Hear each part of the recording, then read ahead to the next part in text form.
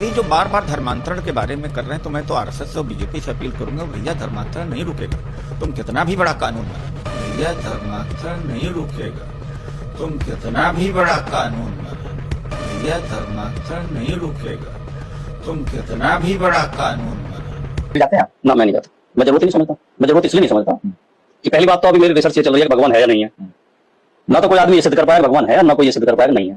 और मैं तो खुल के कहना चाहता हूं आपके चैनल पे, मैं मोहम्मद साहब से बड़ा महापुरुष किसी को नहीं मानता, क्योंकि जो महापुरुष हुए या तो वो धर्म संस्थापक हुए, या वो शासक हुए, योद्धा हुए, और या वो समाज सुधारक हुए। मोहम्मद साहब अकेले ऐसे व्यक्ति हैं जो धर्म संस्थापक भी हैं, जो समाज सुधारक भी हैं, और जो शासक भी हैं। सबसे बड़े दूसरा उदाहरण मुझे बता दें, सबसे बड़े दूसरा उदाहरण। आज जो लोग सड़कों पर घूम रहे हैं और कह रहे हैं कि मैं बौद्ध हूं, मुझे हिंदू नहीं हूं, मेरे बाप दादा बौद्ध थे, जो हाथ उठा उठा करके कल शपथ ले रहे थे मैं ब्रह्मा विष्णु महेश को नहीं मानता, मैं राधा कृष्ण को नहीं मानता, उनके मुंह से आप एक चीज हमेशा सुनिएगा कि क्या मंदिर में हमें रोजगार मिलेगा। यानी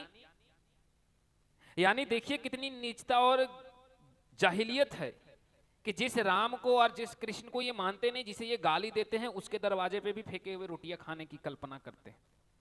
तुम कहते हो कि हमारा हिंदू धर्म से कोई लेना नहीं देना नहीं, हमारे बाप दादा बौद्ध थे, हम बौद्ध मठ ढूंढेंगे, हम बौद्ध मठ बनाएंगे, और नौकरियां आपको हिंदू मंदिरों में चाहिए। इसका मतलब तुम भी जान रहे हो कि तुम्हारा डीएनए क्या है। बाप को बदल लेने से धर्म नहीं बदलता है।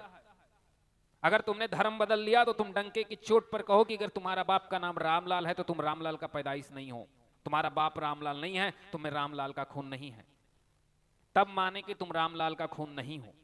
तुम बौद्ध हो, ठीक है, मैं डंके की चोट पर कहता हूं, तो नौकरियां मांगो बौद्ध मंदिर और राम मंदिर से। तो सैकड़ों लोगों ने चंद्रशेखर रावण से लेकर के मैंने वादियों को देखा, नकली नकली बुद्धिस्ट जो भी 10 रुपए का महुआ पी करके बने हैं, उन लोग कह रहे थे राम मंदिर से किसे रोजगार मिलेगा, ब्राह्मणों को। ये ब्राह्मणों का निजी है, हिंदू धर्म हमारी निजी संपत्ति है। ब्राह्मण वैसे ये जो हिंदू धर्म में ये उनकी निजी संपत्ति है। तुम हिंदू धर्म छोड़ के चले गए ना, तब काहे चिल्ला रहे हो। जब जब घर को कुत्ता छोड़ करके चला जाता है ना, तो फिर उस घर पे नहीं आता है। कुत्ता भी वो इतना वफादार होता है कि एक बार जिस घर को छोड़ करके चला जाता है उस पर फिर भौंकने नहीं आता है। तुम उस कुत्ते से भी बदतर हो कि जिस सनातन को छोड़ करके चले गए फिर उस सनातन पर भौंकने आ रहे हो।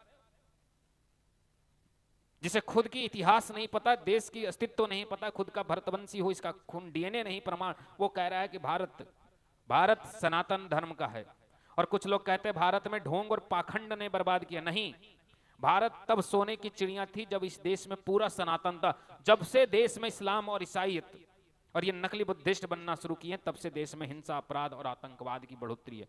जब देश सोने की चिड़िया, तुम कहते हो देश गर्भ से सोने की चिड़िया है, तब देश इस्लाम में था क्या? देश में ईसाई थी?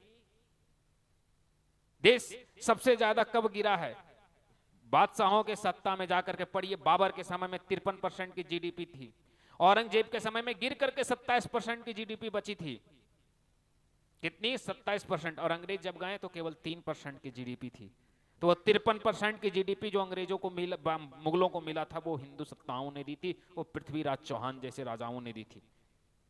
इतिहास तो तुमने कभी पढ़ा नहीं और ज्ञान देते हो।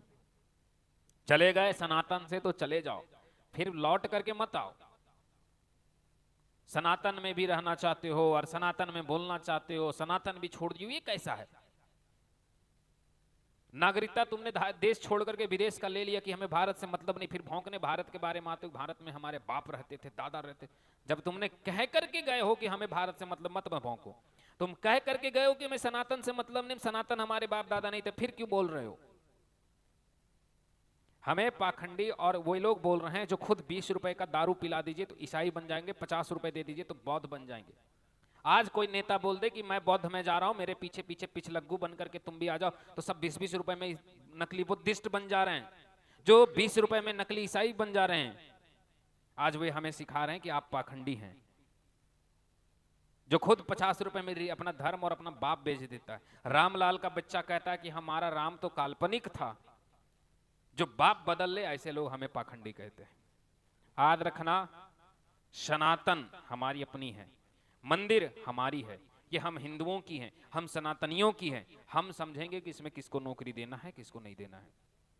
देश के अगर तुम यादव दो प्रकार के हैं, अगर उत्तर प्रदेश में ऐसे यादव हो जो हिंदू होकर हिंदू विरोधी गालियां देते हो, जो टोपी पहन करके नमाज पढ़ने जाते हो, उसे तो पहले हिंदू धर्म में बोलने की अधिकार है ही नहीं, इसलिए तुमसे नहीं। लेकिन जो यादव वास्तव में हिंदू आज भी हैं, जो वास्तव में कृष्ण के वंशज है, जिनके अंदर बाबर का खून नहीं मिला है, उन यादवों से जाकर के MP UP में जाकर पूछिएगा, वो आज भी एक ही बात कहेंगे। बिहार के यादवों से मैं जानता हूँ, मेरा भी कई दोस्त यादव, वो आज भी कहता है कि हमें इससे कोई दिक्कत नहीं, पंडित जी पूजा कराते, पंडित जी करा। मेरा झारखंड में एक गांव है जो यादवों का गांव है, जिसे हजारीबाग में कहते हैं यादव टोला। उस यादव टोला का जो मंदिर है उसका रख रखाव सारे यादव करते हैं, और वो पंडित जी को ले जाकर के पूजा करवाता है, उसे कोई दिक्कत नहीं है।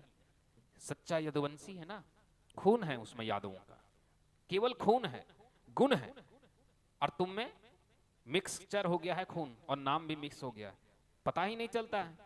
नमाज पढ़ने शुक्रवार को पहुंच जाते हो और फिर सोमवार को कहने आ जाते हो कि हम तो दुर्गा देवी राम भक्त, हम तो धर्म को मानते नहीं, धर्म देश को बर्बाद करता, फिर शुक्रवार को नमाज पहुंच जाते हो पढ़ने।